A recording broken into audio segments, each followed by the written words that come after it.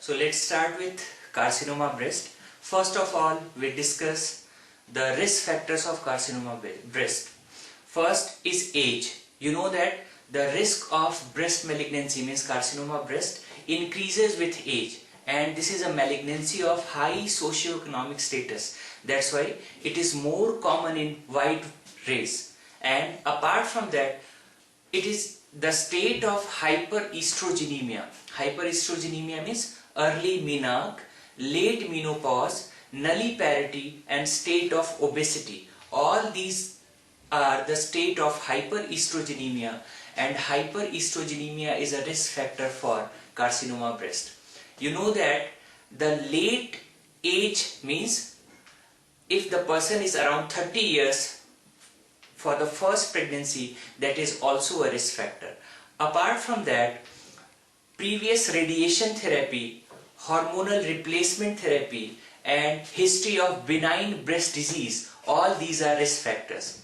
If patient is having personal history of malignancy of contralateral breast or carcinoma cervix or history of endometrial carcinoma, all these are the risk factors. So let us summarize again.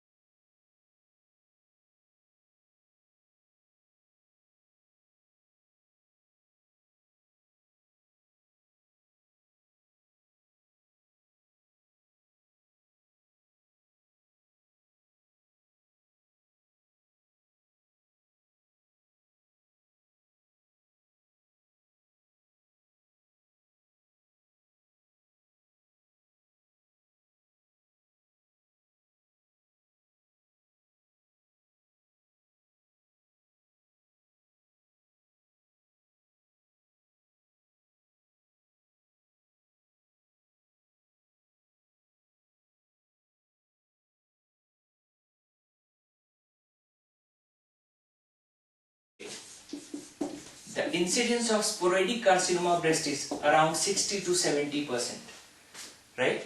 Apart from sporadic, the familial carcinoma breast, familial is around 20%, and rest of carcinoma breast is hereditary. Hereditary is around 5 to 10%. So see, sporadic is most common. What is familial? Familial means the malignancy is running in family without well-defined inheritance pattern. What is hereditary? Hereditary means it is having a well-defined inheritance pattern. And in hereditary breast cancer, see, the most common mutation is BRCA1. Apart from that, there is BRCA2 mutation. And rest of the things you have to remember by mnemonic. Plach. What is Plach? Plach is Peutz-Jeghers syndrome. L means Li-Fraumeni syndrome. A means ataxia telangiectasia. C means Cowden's disease. H means HNPCC. HNPCC means hereditary non-polyposis colon cancer. I am repeating it again. P means Peutz-Jeghers syndrome. L means Li-Fraumeni syndrome. A means ataxia telangiectasia. C means Cowden's disease. H means HNPCC. And remember, the variant is Muir-Torre syndrome. The HNPCC variant is Muir-Torre syndrome. Clear? So these are the incidences according to sporadic, familial and hereditary breast cancer. Okay. Now coming to the WHO classification. The WHO classification of breast cancer. Okay. In WHO classification of breast cancer, the breast cancer is divided into in situ carcinoma stage. Breast cancer is divided into in situ carcinoma stage, carcinoma and Paget's disease. So first is in situ. Carcinoma in situ. In carcinoma in situ, you know that there are two types. One is ductal carcinoma in situ and second is lobular carcinoma in situ. Clear? In invasive cancer, you know that there is ductal carcinoma, which is the most common. Then there is lobular carcinoma.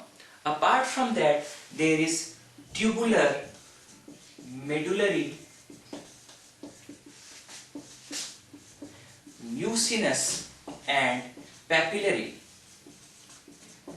Tubular, medullary, mucinous and papillary. Apart from these, there is metaplastic and inflammatory. So total there are 8 varieties in invasive carcinoma. I am repeating again. First is ductal carcinoma, second is lobular carcinoma, third is tubular, fourth is medullary, fifth is mucinous, sixth papillary, then there is metaplastic and inflammatory breast cancer, and the last variety is Paget's disease. So this is WHO classification of carcinoma breast. Now let's discuss ductal carcinoma in situ and lobular carcinoma in situ, right? You know that ductal carcinoma in situ is arising from duct, clear?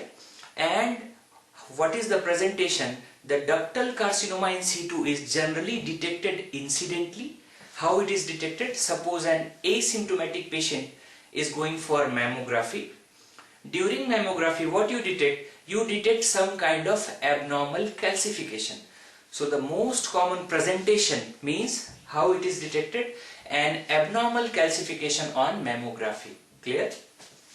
You know that there are 5 types of ductal carcinoma in situ. And what are those 5 types? Yes, it is divided into low grade and high grade. Okay, low grade and high grade. The low grade varieties are in ductal carcinoma in situ. The low grade varieties are cribriform, papillary and micropapillary. Cribriform, papillary and micropapillary. Clear? These are the low grades. What are the high grades? High grades are solid and comedocarcinoma. Remember, the prognosis is very good with cribriform, papillary and micropapillary, but it is bad with solid and comedocarcinoma. Okay, so this is the presentation of ductal cell carcinoma in situ, and this is the most common variant associated with mammographic calcification. Clear? Then what is our approach for the treatment of ductal cell carcinoma in situ? In DCIS, suppose it is a non-palpable abnormality detected on mammography. Okay, so if it is a non-palpable abnormality detected on mammography, in that case, first you have to localize the lesion. How? By needle localization technique. So that is needle localization technique. By needle localization technique you have to localize, then you have to excise, and again you have to go for specimen mammography to see whether the whole lesion is removed or not. So what is that? It is needle localization plus specimen mammography, which is done for removal of non-palpable ductal carcinoma in situ. Clear? And if ductal cell carcinoma in situ is localized, in that case, or small, in that case, you can go for lumpectomy. Clear? But if it is large, in that case, apart from lumpectomy, you have to give radiotherapy. So for non-palpable lesions, needle localization plus specimen mammography. For smaller lesions, you have to go for lumpectomy alone. For larger lesions, you have to go for lumpectomy plus radiotherapy. Clear? Remember, the second variety is known as lobular carcinoma in situ. Okay. In lobular carcinoma in situ, you know that the lobular carcinoma in situ, it arises from L, means lobule of the breast. That's why it is generally seen in females, not in males. You know that males have only ducts in their breast, not lobules. That's why lobular carcinoma in situ or invasive lobular carcinoma is only seen in female breasts, not in male breast. Clear? Okay. Now lobular carcinoma in situ. What is the important point? See, in lobular carcinoma in situ, this is arising from lobules, and see, it is not only an anatomical risk factor, it is a high risk factor. Means if patient is having lobular carcinoma in situ in the right breast, patient is predisposed for both right and left breast malignancies. Clear? Second important thing, even if patient is having lobular carcinoma in situ, if after 10 years patient develop malignancy, that carcinoma or that invasive malignancy will be ductal carcinoma. Clear? So the lobular carcinoma in situ develop invasive ductal carcinoma in most of the cases. Okay. What are the three important questions which are asked about lobular carcinoma in situ? First, those are histopathological findings. One is there is mucoid globules. Mucoid globules. Second is in invasive lobular carcinoma there is Indian file pattern. Indian file pattern. What is Indian file pattern? In this Indian file pattern, the tumor cells invade the membrane along a straight line. So in a linear pattern, tumor cells invade the membrane. So that is known as Indian file pattern. Okay, right. What will you see on mammography? You know that in lobular carcinoma in situ, there is no calcification in this LCIS, but there is calcification in surrounding, means in neighborhood area. So in neighborhood area there is calcification, that is known as neighborhood calcification. So what are the three important findings or three important questions which are generally asked? One is association with mucoid globules. There is Indian file pattern on histology. There is no calcification inside LCIS. There is neighborhood calcification. Clear? Okay. What is our management for lobular carcinoma in situ? I told you that this is a risk factor for bilateral breast cancer because this is generally multicentric. Okay. So what is the thing? Basically, first is observation.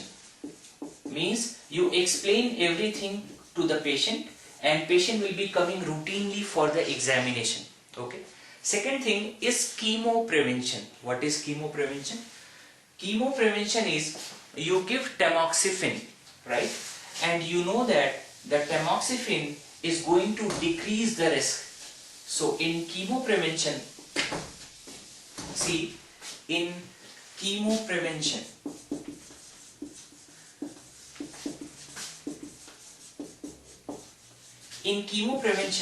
tamoxifen is given and this decreases the risk, right?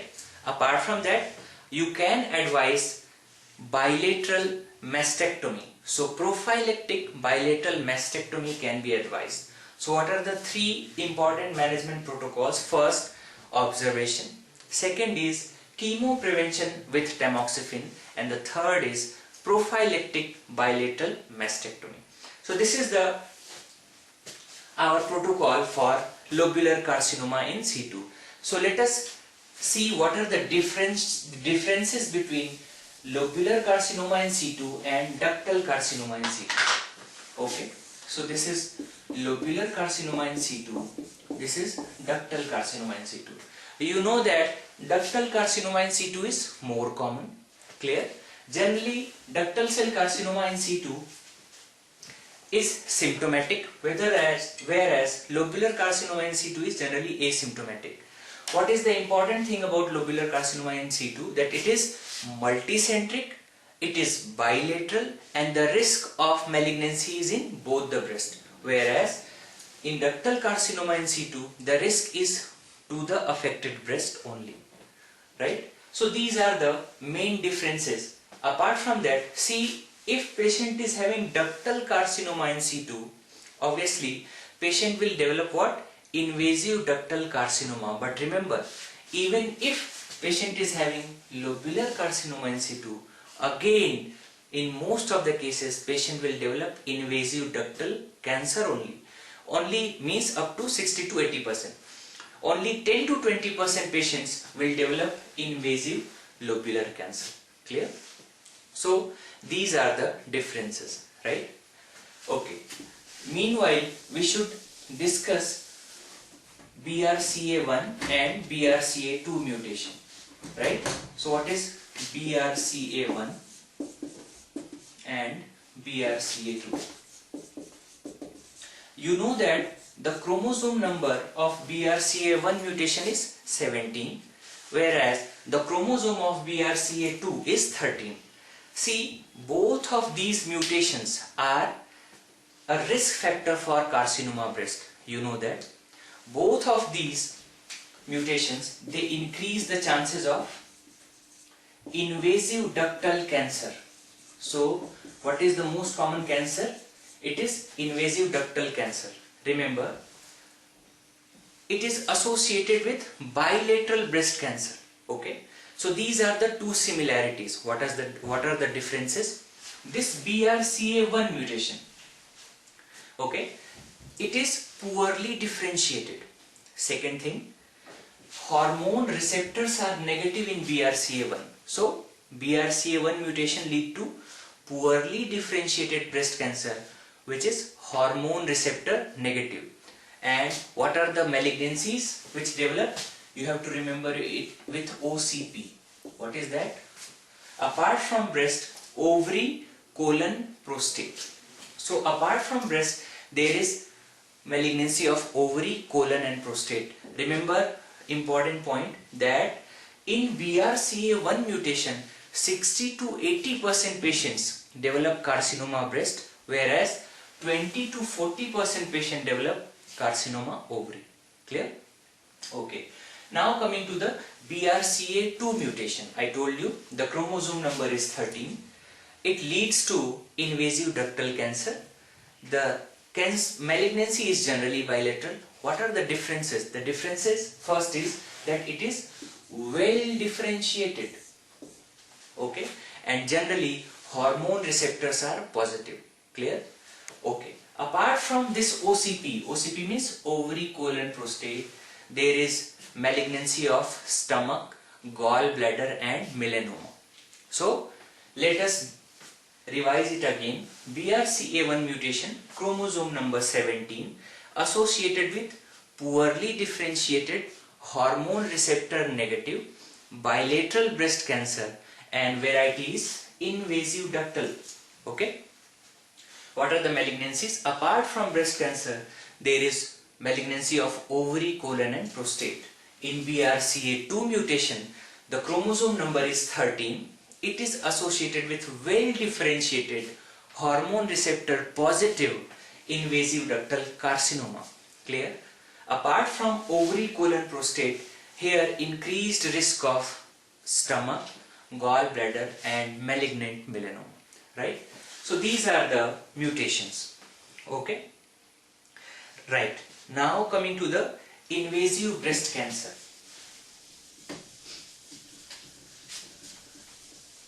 In invasive breast cancer, you know that throughout world, the most common cancer in females is CA breast. So throughout world, the most common cancer in females is CA breast. Remember, in urban women in India, in urban women, the most common malignancy is carcinoma breast, whereas if nothing is mentioned, in India, in females, the most common malignancy is carcinoma cervix. Okay. So worldwide, most common malignancy in females is CA breast. In India, in urban women, the most common malignancy is carcinoma breast again. And if nothing is mentioned, in Indian women, the most common malignancy is carcinoma cervix. Okay. So coming back to carcinoma breast, right? Okay. What is the most common variety? Remember, invasive ductal cancer is the most common malignancy. Okay. Right. What is the location? See, the most common is left breast and upper outer quadrant. Upper outer quadrant is the most common location, right? Okay. What is the presentation? Generally, such patients might be asymptomatic, detected incidentally on mammography, or patient is having abnormality in breast, like there is asymmetry in the breast, there is palpable mass, or patient will be giving you the history of bloody discharge from a single duct. Clear? Bloody discharge from a single duct. Remember, most common cause of bloody discharge is ductal papilloma. But if a patient is 40 years or more than 40 years, she is giving you the history of bloody discharge from single duct, and if there is associated mass, means discharge from single duct which is bloody associated with a mass in a lady more than 40 years, it is highly suggestive of malignancy. Clear? Apart from that, what are the other features? Patient will be having retraction of nipple. Patient will be having retraction of nipple, dimpling. Patient might be having palpable lymphadenopathy. Clear? So these are the clinical features of carcinoma breast. Okay. Now, what is our approach for such patient? Remember, the first investigation in carcinoma of breast, or the initial investigation of choice, is FNAC. Okay. Again, what is the next question? Again, one question is asked, that what is the best investigation for diagnosis of CA breast? Remember, the best investigation is biopsy. What is that biopsy? It is known as true cut or core cut biopsy. True cut or core cut biopsy. Clear? Okay. Then there is a term known as triple assessment. What is triple assessment? It is said that the triple assessment is having diagnostic accuracy of 99.99%. So triple assessment, what is triple assessment? Triple assessment means clinical examination plus radiological examination plus cytological examination. Okay. So one is clinical examination. What is radiological examination? Radiological examination means either mammography or ultrasound. And what is cytological examination? Either FNAC or biopsy. Clear? So this is having diagnostic accuracy of 99.99%. Okay. So first, let's see what are the differences between FNAC and true cut biopsy. Okay. See, the FNAC is very easy procedure done with a needle of 22 to 26 gauge, right? You know that the full form of FNAC is fine needle aspiration cytology. Clear? So when in fine needle aspiration cytology, cells are aspirated, and for that an experienced cytopathologist is required. Why? Because there are broken cells only, and then you have to examine all those cells under microscope. So experienced cytopathologist is required. Second thing, since these are cells only, not the tissue, that's why it is difficult to differentiate ductal carcinoma in situ from invasive ductal cancer. Clear? So what is the problem? Generally, patient who is having DCIS, that is diagnosed as invasive ductal carcinoma, leading to over treatment of DCIS. Clear? Third problem with FNAC, that since cells are there, hormone receptor expression cannot be done. Means the expression of hormone receptors is not done generally in FNAC. Okay. Okay. What is the advantage of true cut biopsy? Since in true cut biopsy there is chunk of tissue, and any pathologist can read that, means any pathologist can diagnose carcinoma breast from that chunk of tissue. Second advantage is, since chunk of tissue is available, hormone receptor status can be done easily. And remember, invasive ductal carcinoma and ductal carcinoma in situ can be diagnosed.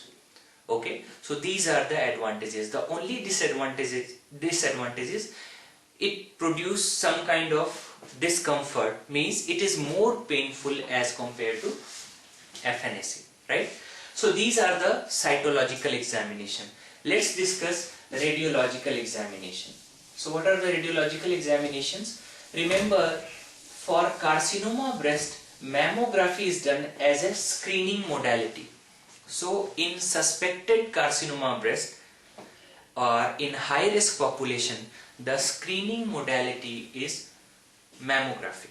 Okay, right. How much radiation exposure is there? Remember, in mammography, 0.1